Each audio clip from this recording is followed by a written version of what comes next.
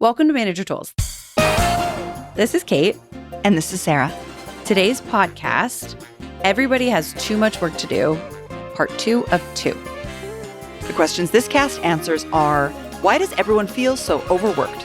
What can I do to help my team deal with their workloads? And how can I help my directs develop?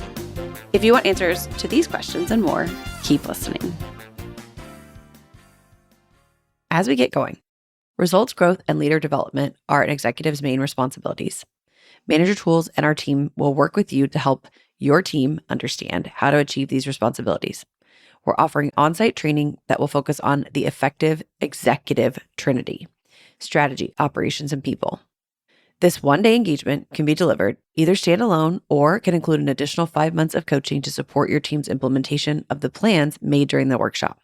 Contact Maggie at maggie@managertools.com to schedule a training event for your executives. We as managers, we as individuals sometimes forget about, I'm going to say the good parts, right, of the too much work situation. And now, hopefully we've convinced you that too much work is the best choice. And I hope that for you, because that's how it's designed. So it's not like you have much of a choice in it. And now let's talk about how to handle your too much work issues. The first, via communication or through communication. Now, we've made the case against the idea that there's actually too much work.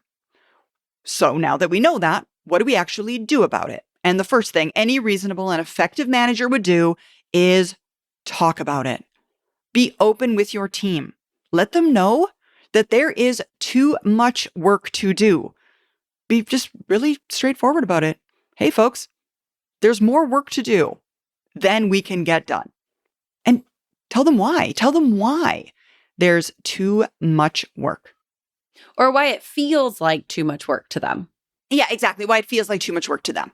Because definitely when you continue to add to people's workload, they often, some of them, especially top performers, they get more efficient. And what was too much work becomes reasonable. And this cycle continues. If you're a licensee, you can share with your directs the show notes for this podcast. They can read them. If you're not, you can have them listen to this podcast, which is, of course, free and available to you. And you can add it to your podcast catcher or whatever, however you do that. So communicate. When you get complaints or even just comments about excessive workloads, take a minute. Explain, hey, this is the way that organizations are built. Explain that too little work is dangerous and probably a sign that the organization is suffering. They'll understand inherently that the exact right amount of work is impossible and not a steady state. But communicate. Teach your directs and your organization that this is the way it's always been and it will always be this way. Explain that by doing more, which, of course, we couldn't do if there wasn't too much work. We help the organization to do more. And organizations are supposed to grow, showing that products and services are successful, serving more of society. That's the idea of an organization. Exactly. So we keep trying to expand the reach of the organization. And frankly, that expansion is always going to be pushing at the leading edge. And if you're only serving part of the market, of course, there's more to do. Absolutely. And folks, what Kate's really getting at is folks are going to complain. But why wouldn't they? Remember, maybe a podcast ago, you just learned that too much work to do was a design. And now you know that. So don't fault them for complaining about it or thinking that there's something somehow wrong with the fact that there's too much work to do. Of course they feel that way. Many people feel that way. Let them know too much work means they'll be given increasing responsibilities, which will help their career by making them more upwardly mobile and giving them additional skills that if they didn't have all this work to do, they wouldn't have otherwise. More work is usually new work that they haven't done before. So more work is an essential educational tool for our organizations. Help your directs understand that having too much work stresses them, sometimes too much, but usually not, and that actually increases their overall stress tolerance and helps them strive to do more and better work. Explain to them the Manager Tools 150% rule. You'll have to be able to do your own job 100%, and then also learn to do roughly 50% of your boss's job before you'll be moved into a higher ranking position. So this temporary stress of too much work to do is really the only way to prove to the organization you deserve a promotion. And most of our directs want that. And when we talk about this, I fear that the perception is that what we're suggesting is you have to be bandwidth level capable of all of your work and 50% of somebody else's work. That's not what we're suggesting. What we're suggesting is you proving that you are capable of, yes, the job that you're doing, which you will no longer have to do if you get promoted. Yeah, exactly. But that you're capable in terms of skill set of 50% of the next job. That's the goal. Because y'all, executives are evaluated not on whether or not their people get promoted, rather upon whether or not when their people get promoted, they do well. Yeah. And the best way to set yourself apart as a manager is to prepare your directs to do well in the next role, which you can do by delegating. So, and even small stuff, small repetitive things that you may not think of. I tried to convince some people today to delegate some of their meetings. People always tell me how much they hate meetings. And then I say, hey, send your direct, because guess what? They didn't get training on how to run meetings when they went to get their MBA. And people say, oh, no, I couldn't do that. Okay, well, then stop telling me about your meetings, because obviously you want to go to them or you wouldn't go to them. So, okay. We have to also explain to our directs that when tough times come and layoffs may be happening at certain times, it's those that accomplish the most work and that are the most productive that are most likely to keep their jobs. And hey, yeah, okay. What that means is if you're the least productive, you're doing the least work, you're most at risk. That's absolutely true. Folks, what we're saying is don't just, when your directs talk about the fact that they feel like there's too much work to do, just shrug your shoulders and say, well, it is what it is. When you do that, you imply that what they're experiencing is somehow wrong. And as we established, it's not. The reasons for it are very clear, and for the firm, they're the right decisions. It's your responsibility to the firm to support what the firm is doing, which is, let me be perfectly clear, the exact same thing every other firm is doing. It's not just the place that you work, it's the place that all of the people work. If you just shrug your shoulders, you're basically taking the side of your team. And managers need to always remember, welcome to they. We've got a podcast for that. If you're unfamiliar with it, go find it. Welcome to they. As managers, our first responsibility is not to our team, but to the organization. As a manager, you speak for the organization. That means defending without being defensive. There's not really a need to be defensive, but it means defending and supporting what the organization does relative to workload, regardless of how our directs feel about it. All of this communication is especially important for less experienced professionals, people who are younger in their career. Help them understand it now and help create a generation of work enabled and people who are understanding. That sentence came out really clunky. What I mean is this will enable people to understand, hey, this is how it is. This is normal. And why it is this way. It reduces the stress of I was going to say that. Too much work thing. It's like, oh, well, okay.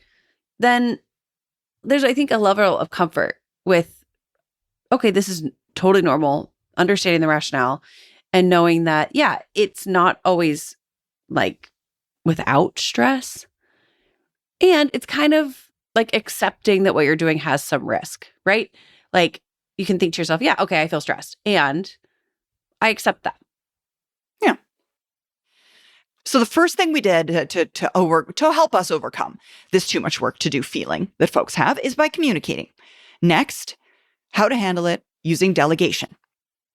Now, folks, we've been talking about the delegation cascade for 20 years now. The delegation cascade being vice presidents delegate work to senior directors who delegate work to directors who delegate work to managers who delegate work to individual contributors. It's a cascade, as you can see. One of the systems that helps us operate internally in successful companies is this cascade. Work being pushed to lower levels and lower levels whenever it's possible. And what this does, it frees up the most senior people to work on things that only they can do, while simultaneously teaching lower levels how to do things previously done by more senior people. And also, as you can see, work gets done less expensively than if it were done by someone at a higher level in the organization. Yeah, we're constantly reducing the cost of labor of work that has been done for a while moving in new directions. It's, Steve Jobs says, hey, we're going to make iPhones. Cool. There's only one person who can enable the whole of Apple to move into a new product line. That has to be a decision made at the Steve Jobs level. He doesn't have time to do all the other things he was doing and help get a new factory built up and make design choices and spin up entire groups. Okay, so he has to delegate some stuff. The next guys are pretty busy. They delegate some stuff, so on and so forth. Because again, there's some things that have to happen at the top level. There's some things that the manager, the executive, the senior director, only they can do that their direct can't do. Yes. If you're a manager, what all this boils down to is that you're obligated to delegate. And like I said, I tell this to people all the time. And sometimes people say, oh, you're wrong. It's my boss delegating to me that's increasing my workload. So they think that, oh, it's a negative because they're getting too much work and therefore they don't want to inflict that on their direct. But y'all, if this is what you're feeling, you're missing the fundamental point. You're supposed to be delegating from your workload to your directs to free up your time to do the delegations from your boss. That's the delegation cascade. That's you being a part of it. It's how successful companies work. If you're not doing this, you're not doing your job. And worse, you're causing the very problem of too much work by not engaging in the cascade. You are the little boy with your finger in the dam and the water is rising. And if you keep your finger in that dam, it will break and you will all drown. But if you let it flow and you let it go past you a little bit too, guess what? Everyone could go swimming. Exactly. And that's the thing. I think, again, going back to our previous, many individuals within organizations don't realize it's supposed to be this way. Not realizing it's supposed to be designed in such a way that there's more work to do than people employed to do it. Not realizing that you're supposed to delegate. It's the design of our organizations in order to deal with what we've created, an organization with too much work to do. Now, folks, we're not going to go over all of the tactics for the what and the the what and the why and the how to delegate. We've got to have at least over 20 podcasts about what and how and why and when and all of the parts about delegation. You can go ahead and you can find that in our Map of the Universe on our website. In our recent Tetris Workload Battle podcast, we also briefly recovered our guidance on delegating to the floor for what happens when individual contributors have more work to do because they've been delegated to, and in turn have no one to give their leftover work to. So there's tons of podcasts about actual delegation. We won't go into actual delegation today. Right. Instead, we're just going to encourage you, start delegating. And if you're a senior manager and above, insist that your subordinate managers do so as well. Ask them for regular updates on what they've delegated recently.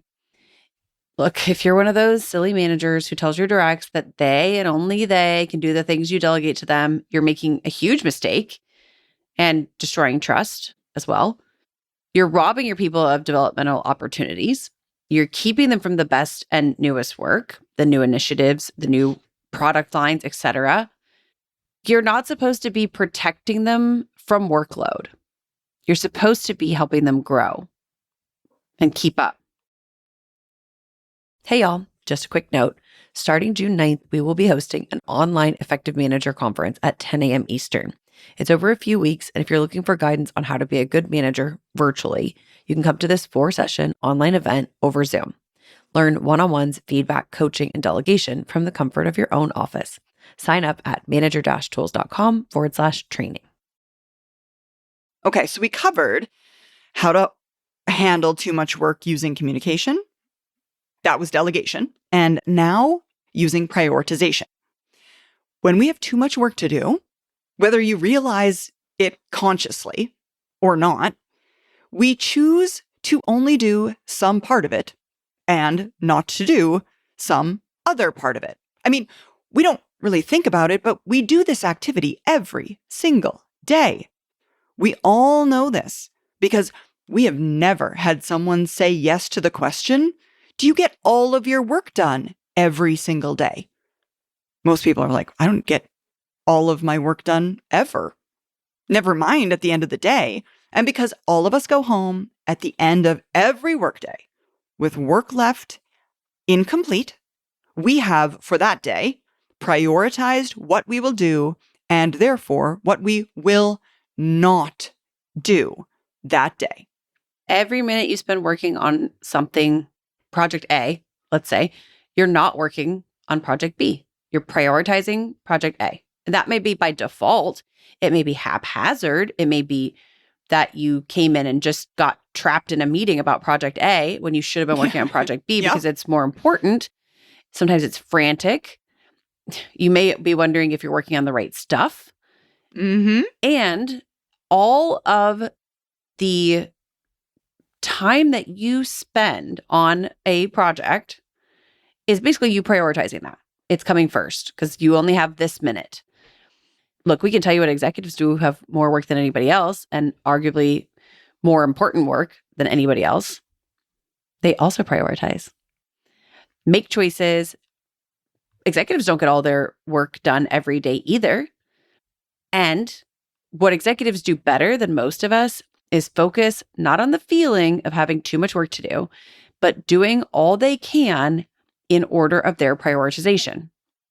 The focus for executives, effective executives, is not on the fear of being wrong or the amount of work that didn't get done, but rather on getting the work they decide to do done well. They're deciding. That's exactly it. So, folks, managers, we're on Manager Tools today, we're talking to managers. What this means is do your own prioritization and share your prioritization with your team. Teach them that there's too much work to do, and every minute spent worrying about all this work that isn't getting done is time not spent getting done the most important aspects of your role, your priorities. As the saying goes, worrying is like a rocking chair, gives you something to do, but it doesn't get you anywhere. So talking about it and complaining about it and griping about this, we have too much work to do. Yeah, that doesn't do the work. It doesn't make us any better. It's just work on our priorities. And we ask our directs to work on this same set of priorities, which is, if you're asking your directs to support your priority list, okay, good. You have to communicate that priority list. You have to make sure they know. And there's a really easy way to do this. You just tell them what you're working on. Tell them what you're not working on. Put it on your calendar. That's one way to do it. If you're working on something that isn't in your priorities, well, you shouldn't be. If they are, tell them to stop. Yeah. Tell them, hey, that's not important right now. Don't work on that anymore. It's not a priority here. When there's too much work to do and we have to be aligned on our priorities. Mm-hmm. Talk to them about what it is we're getting done, what we're not getting done. Again, some of the ways you can do this is your calendar. What you're working on can be in your calendar. And look, they might say, well, we have to. So-and-so said such and such. All you have to do is tell them, no, you don't have to do that. I'm the one who's ultimately responsible. I'm saying, don't do it.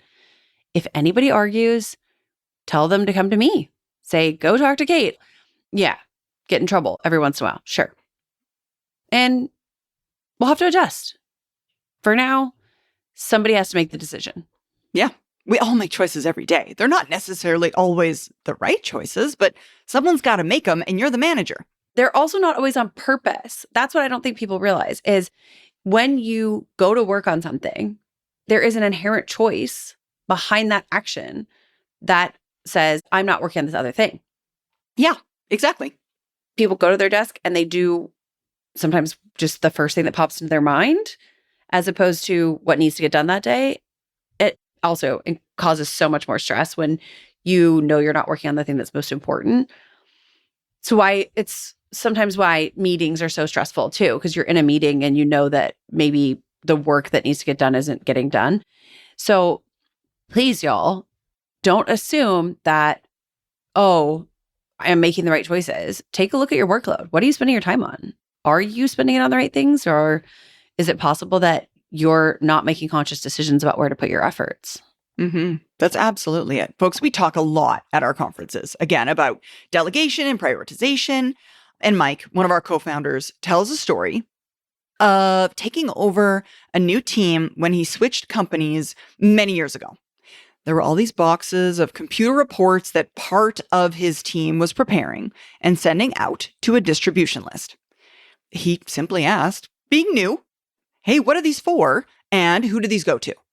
And he ultimately, based upon the answers, thought that the work being done was stupid and useless, and he said so.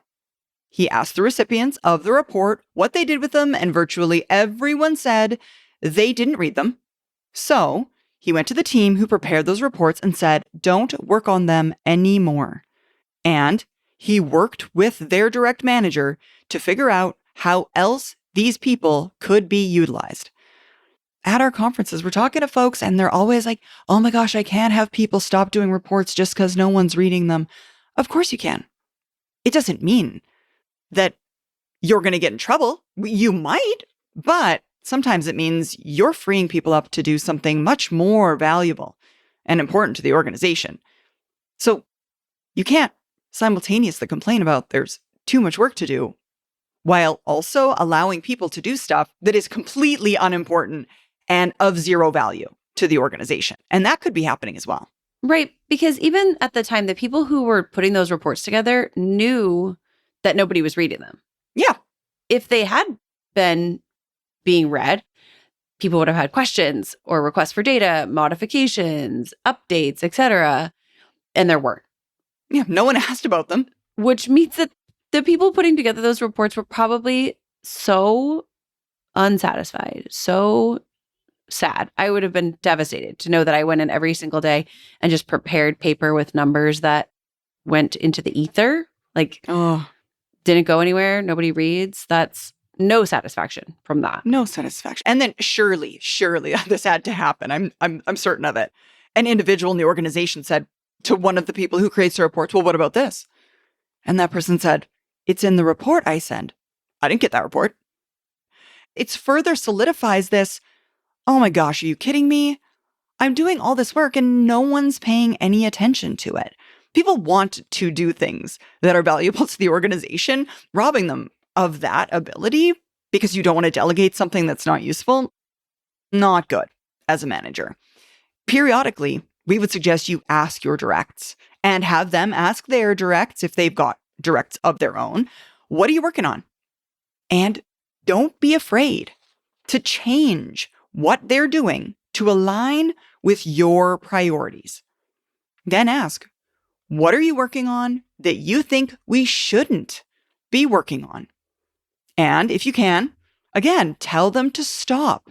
Tell them to spend the time that they were working on those non-priority issues instead on things that are on the priority list.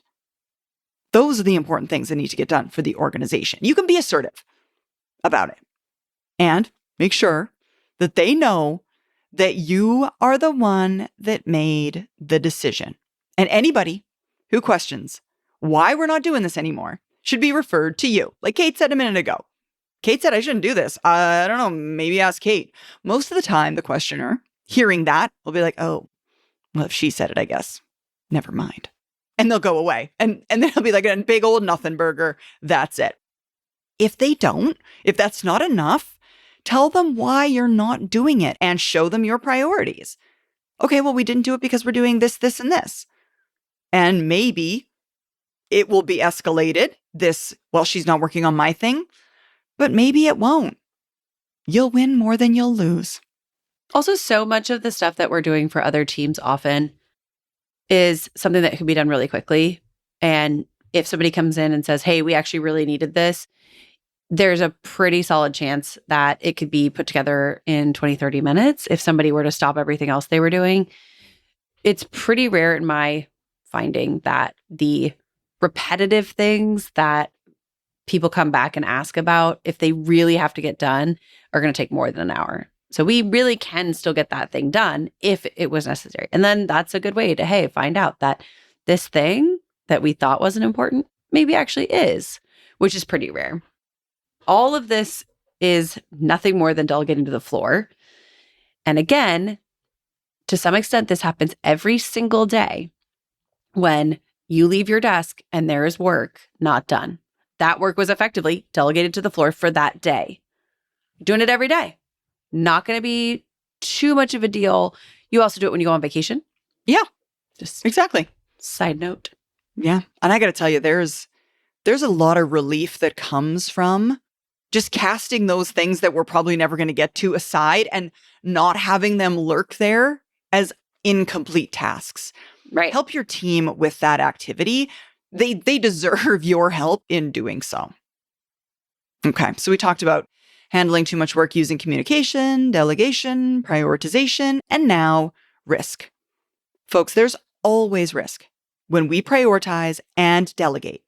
There's the risk of being wrong about your priorities, but we all already work on our priorities and risk doing one thing when we should be doing another. We do it every day. We do some things instead of others.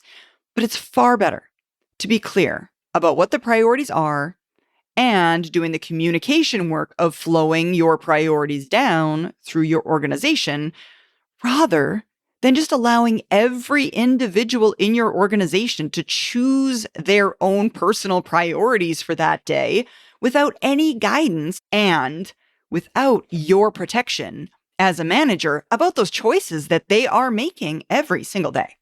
Right. So we tell our people that there's risk, both in worrying about too much work and in stopping doing things that might be somewhat important, even if somebody else is the person who thinks they might be important, when those things aren't aligned with your priorities. The risk is different. Both things have risk. In both cases, you're not getting the work done. But in one case, you're being proactive about not getting that work done. So risk different. I find I'm more comfortable with risk if I've decided to allow it to happen, which is what's happening when you say, hey, we're not going to do this because it's not in line with our priorities. You're deciding what you're willing to get in trouble for. Yeah, that's exactly it. We've heard many times from CEOs who get briefed at a lower level on what a mid-level manager's team is working on, only to realize they're doing things at that lower level that don't align with the chief's plans, the priorities. And great chief executives just tell people to stop. A lot of them go back later and send down through the chain of leadership to have it just quit. Hey, let's not do this anymore. Here's the thing. We can assure you your chief executive doesn't want to come down there and have to do your job for you. It's actually your job to decide. Yeah, exactly. That's exactly it. So, folks, to wrap it all up, we all have too much work to do. It's by design. That's the way it's supposed to be. So, there's no sense in worrying about it. Confront it. Take action, communicate about it, delegate, prioritize, be clear about the risk, and be clear that the right way to confront too much work is to accept it and not to worry about it, and work on what's important as you define it. Thank you, Sarah. Thanks, Kate. That's all for this week, y'all. Join us again next week as we cover a new topic. And if you enjoyed today's episode, don't forget to follow, rate, and review our podcast. It helps more people find us and keeps the conversation going. Bye, everybody. Bye.